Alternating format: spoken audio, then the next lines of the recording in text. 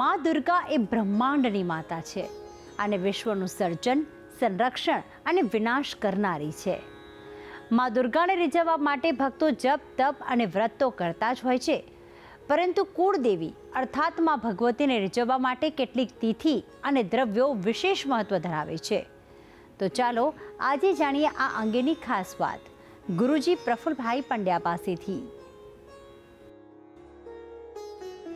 જયંતી મંગલા કાલી ભદ્રકાલી કપાલિની દુર્ગા ક્ષમા શિવા દાત્રી સ્વાહા સ્વધા નમોસ્તુતે.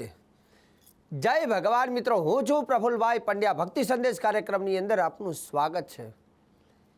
મિત્રો, આજે મારે દુર્ગા પૂજાની વાત કરવી છે, દુર્ગા પૂજાના રહસ્યની વાત કરવી છે. ઘણી વખત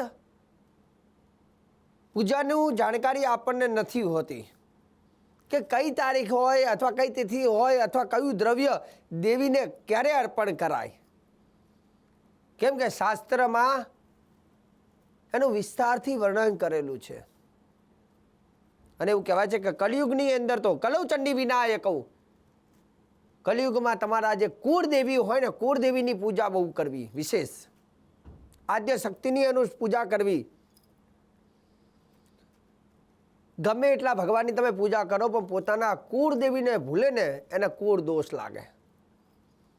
કુળદેવી તો આગળ હોવી જોઈએ. વંશ રક્ષા કરે દેવીમ કુલ દેવીમ પ્રભુ, જે પોતાના વંશની રક્ષા કરે છે એ કુળદેવી. એવું કહેવાય છે કે જ્યારે તમારા કુળદેવ અથવા કુળદેવીની પૂજા કરતા હોય અથવા આદ્ય શક્તિ જગદંબાની પૂજા કરતા હોવ ત્યારે આપણે અમુક તિથિ પ્રમાણે અમુક દ્રવ્યનું પણ જ્ઞાન હોવું જોઈએ. નિર્ણય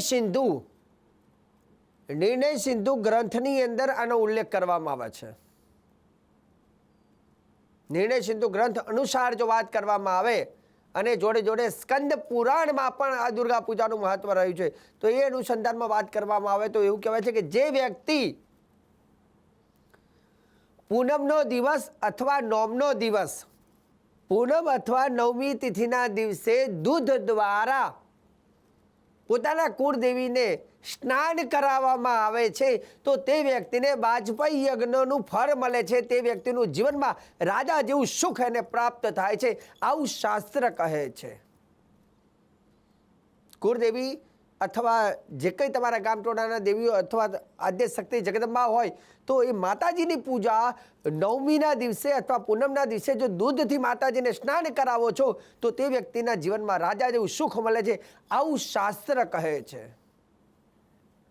બીજા નંબરની વાત કે જે વ્યક્તિ શુક્લ પક્ષ એટલે અજવાળિયાની અષ્ટમી, દુર્ગાષ્ટમી જેને કહેવામાં આવે છે, અજવાળિયાની અષ્ટમી, નવમી, ચૌદસ, મતલબ કે આઠમ, નોમ અને ચૌદસના દિવસે ભગવતીને ત્રિકાળ એટલે કે ત્રણ સમય, ત્રિકાળ સમય સવાર, બપોર, સાંજ, ત્રણ સમય જો માતાજીથી પૂજા કરે છે અને માની નજીકમાં રહે છે તો માની દિવ્ય દ્રષ્ટિ, માની કૃપા એના પરિવાર ઉપર રહે છે, એના વંશ ઉપર રહે છે. કેમ કે માતાજીની ત્રણ તિથિનું અષ્ટમ્યામ જમ ચતુર્દશ્યામ નવમ્યામ ચૈક ચેતસા, શાસ્ત્ર કહે છે આઠમ, નોમ અને ચૌદસ એ દેવીને બહુ પ્રિય છે. પણ જો મેં વાત કરી તે દૂધ અર્પણ કરતા હોય, દૂધથી માત્ર નવડાવવા હોય તો નવમી અને પૂનમ લેવું સૌથી શ્રેષ્ઠ, રાજા જેવું સુખ આપે.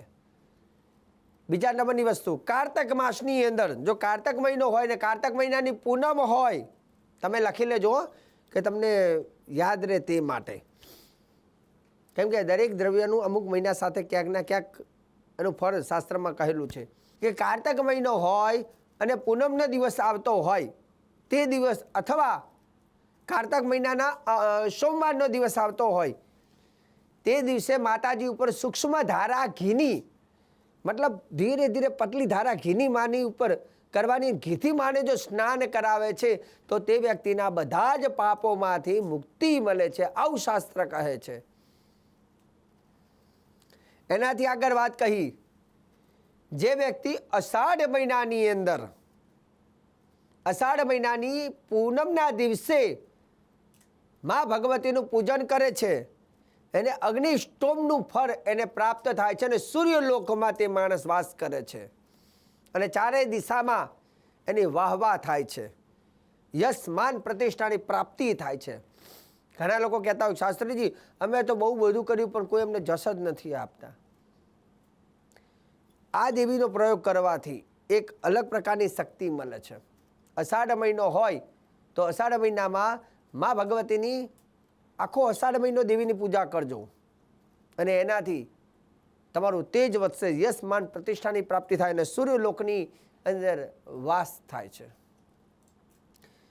એવું કહેવાય છે કે બીજું ઐશ્વર્યની પ્રાપ્તિ, જો માતાજીનું કૃપા તમારા ઉપર, જો ઐશ્વર્ય ધનની પ્રાપ્તિ ચાહતા હોય તો તમારી આજુબાજુમાં કોઈ માતાજીનું મંદિર હોય ને તો મંદિરની અંદર જાતે સાફ સફાઈ કરવી, કચરો વારવો.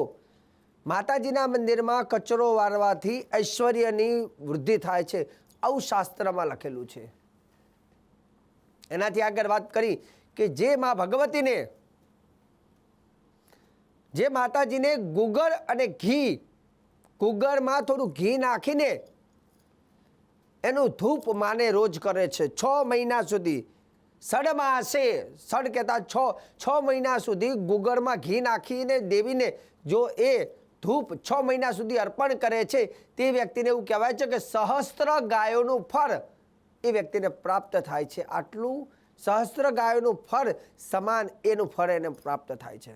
1000 ગાયોનું દાન કરવાનું કેટલું પુણ્ય હોય, એટલું પુણ્ય ખાલી દેવીને 6 મહિના સુધી સતત ગુગળમાં ઘી નાખીને ધૂપ કરવો.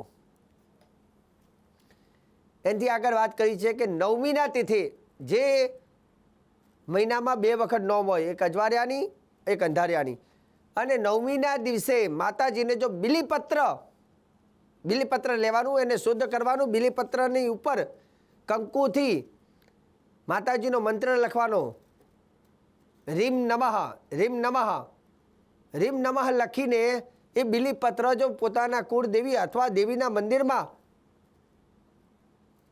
અર્પણ કરવામાં આવે છે, પણ દેવીની માલા અર્પણ કરવામાં આવે છે. એ બિલીપત્રની ઉપર રીમ નમઃ લખીને એક નાળાછડી અથવા કોઈ સૂતરમાં એનો હાર બનાવવાનો છે, જેને માલા કહેવામાં આવે છે. જેમાં 11 બિલીપત્ર, 27 બિલીપત્ર, 51 અથવા 108 લઈને એનો માલા બનાવીને નોમના દિવસે માતાજીને અર્પણ કરે છે. તો એવું કહેવાય છે કે રાજસુ યજ્ઞનું ફળ એ મનુષ્યને પ્રાપ્ત થાય છે, આવું શાસ્ત્રમાં લખેલું છે. અને તમે જ્યારે આ ઉપાય કરતા હોવ, જે મેં તેથી કહી તે દરમિયાન, અને એ દરમિયાન હું જે 2 તમને શ્લોક આપું છું, આ 2 શ્લોક જો તમે બોલો છો તો એનું પરિણામ જ આખું અલગ હોય છે. આ 2 શ્લોક છે, એમાંથી એક શ્લોક છે જે શ્લોક બોલવાથી દેવી સ્વયં તમારી સુરક્ષા કરે છે, અને બીજો શ્લોક એવો છે કે એ કરવાથી તમારી મનની કામનાઓની પૂર્તિ કરે છે. તો પહેલો દેવી સુરક્ષાવાળો શ્લોક છે એ તમને કહું છું, તમે લખી લેજો. ઉમા ગૌરી શિવા દુર્ગા, લખી લેજો, નોટને પેન હાથમાં લઈ લેજો અને આ લખો. બહુ જ સારા શ્લોકો છે રક્ષણ પ્રાપ્તિ માટે અને મનની કામના, મનોકામના સિદ્ધિ માટે. કેમ કે જ્યારે દેવી ખુશ થાય ને, જ્યારે દેવી આપે ને એટલું તો દેવી ના આપે, કેમ કે દેવીને માં કહેવાય છે. તો માતાજીનો રક્ષણ પ્રાપ્તિનો આ શ્લોક, ઉમા ગૌરી શિવા દુર્ગા ભદ્રા ભગવતી તથા કુલદેવ્યસ્થ ચામુંડા રક્ષંતુ બાલકમ સદા. રક્ષંતુ બાલકમ સદા, બાળકોની રક્ષા કરો, કેમ કે માની આગળ તો આપણે બધા બાળક છીએ. ઉમા ગૌરી શિવા દુર્ગા ભદ્રા ભગવતી તથા કુલદેવ્યસ્થ ચામુંડા રક્ષંતુ બાલકમ સદા. તો હવે આગળ બીજો શ્લોક કહું છું. આ શ્લોક તમારી ઈચ્છાઓને પૂર્ણ કરે છે, તમારી કામનાઓની પૂર્તિ કરે છે. શ્લોક છે કામખ્યે કામ સંપન્ને, કામખ્યે કામ સંપન્ને, કામખ્યે કામ સંપન્ને કામેશ્વરી હરિપ્રિયે કામનામ દેહી મે નિત્યમ કામેશ્વરી નમોસ્તુ તે, આ માતાજીનો કામનાની પૂર્તિવાળો શ્લોક. ફરીથી એક વખત કહી દઉં છું, તમે લખવાનું કદાચ રહી ગયું હોય તો શ્લોક ફરીથી લખી લો. કામનાની પૂર્તિનો શ્લોક છે. કામાખ્યે કામ સંપન્ને કામેશ્વરી હરિપ્રિયે કામનામ દેહી મે નિત્યમ કામેશ્વરી નમોસ્તુતે. તો દર્શક મિત્રો, આજે બે સરસ મજાના તમને શ્લોક આપ્યા અને જોડે જોડે દેવીના ઉપાયો તમને કહ્યા છે. અને ભક્તિ સંદેશ કાર્યક્રમમાં હંમેશા એવા જ રહસ્યવાળી વાતો, એવા શ્રેષ્ઠ ઉપાયો, શાસ્ત્રની સાચી જાણકારી અને હંમેશા આ કાર્યક્રમમાં હું આપતો રહ્યો છું ને આપતો રહીશ. બસ તમને તમારા મનમાં કદાચ કોઈ આવો પ્રશ્ન ઉદ્ભવિત થાય કે જેનું નિવારણ કદાચ તમને ન મળતું હોય અને શાસ્ત્રની દ્રષ્ટિએ જો હશે તો ચોક્કસ તમે અમને ફોન કરી શકો છો. અમે તમારા પ્રશ્નનો જવાબ તમને ટીવીના માધ્યમથી આપીશું. અને ભક્તિ સંદેશ કાર્યક્રમને આપ નિહાળતા રહેજો. મને આપી દો રજા. જય ભગવાન.